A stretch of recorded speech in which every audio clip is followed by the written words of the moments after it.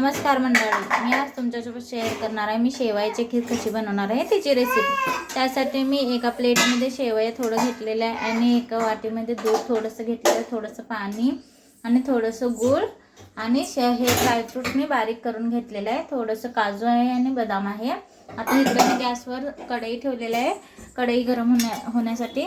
आता ते कढई गरम पण झालेलं आहे। आता त्याच्यामध्ये मी हे शेवया आहे ते घालून घेणार आहे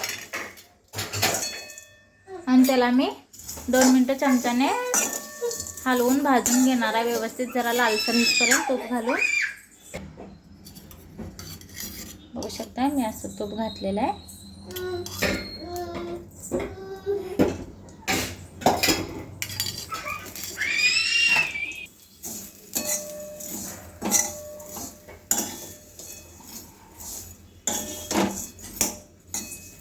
मी आता पूर्ण लालसर होईपर्यंत भाजून घेणार आहे।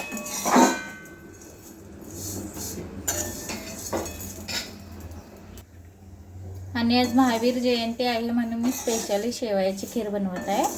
काही जण गव्हाची खीर बनवतात, काही जण शेवयाची खीर बनवतात। मी शेवयाची खीर बनवत आहे, परंतु ह्याच्यामध्ये मी साखर वगैरे काहीही मिक्स केलेलं नाही, कारण की माझा मुलगा छोटा आहे, मी त्याला अजून शुगर वगैरे काही दिलेलं नाही, म्हणून मी गूळ घालून मी पहिल्यांदाच ट्राय करत आहे। आता कशी होईल ते मी तुमच्यासोबत शेअर करते रेसिपी। शेवया हे भाजून साईडला काढलेलं आहे। मी अजून थोडं क्वांटिटी वाढवणार आहे, कारण की काही गेस्ट येणार आहेत आज आमच्या घरी, मला आता फोन आलेला, म्हणून मी ह्याच्यामध्ये आणि थोडंसं मी शेवया तुपामध्ये भाजून घेणार आहे।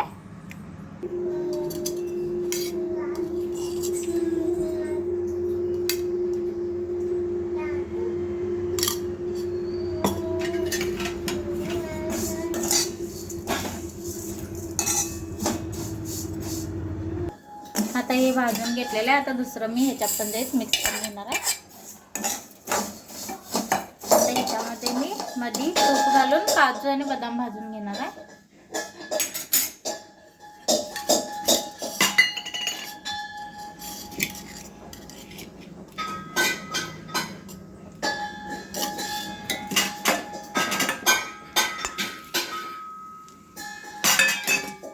अजून थोडंसं मी चेचून घेतलेलं।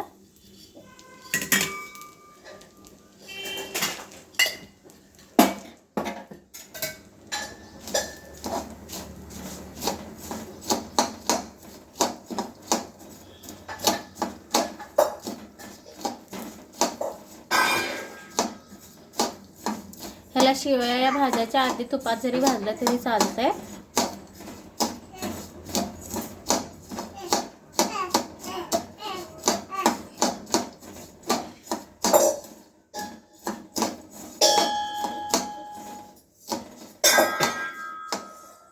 आता हे सगळं मी मिक्स करून घेतलेलं आहे काजू बदाम आधी तुपामध्ये भाजल्यावर।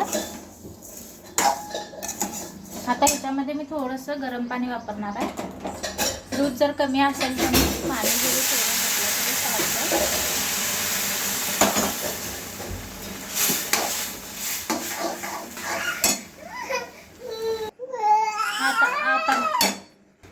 आता मी ह्याच्यामध्ये गूळ मिक्स करून घेणार आहे।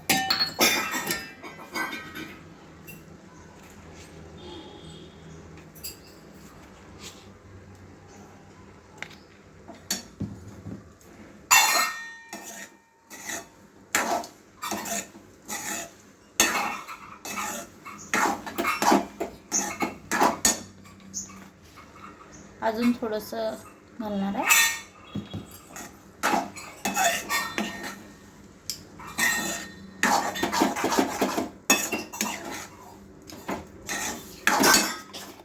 आणि थोडंसं इलायची पावडर।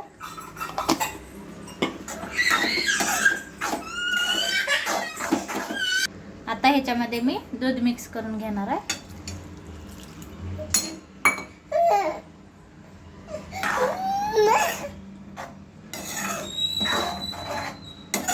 अजून थोडंसं मी मिक्स करून घेणार आहे दूध।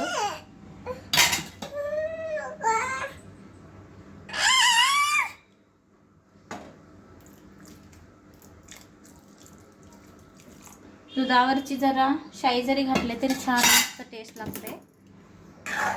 बघा अशी आपली खीर तयार झालेली आहे.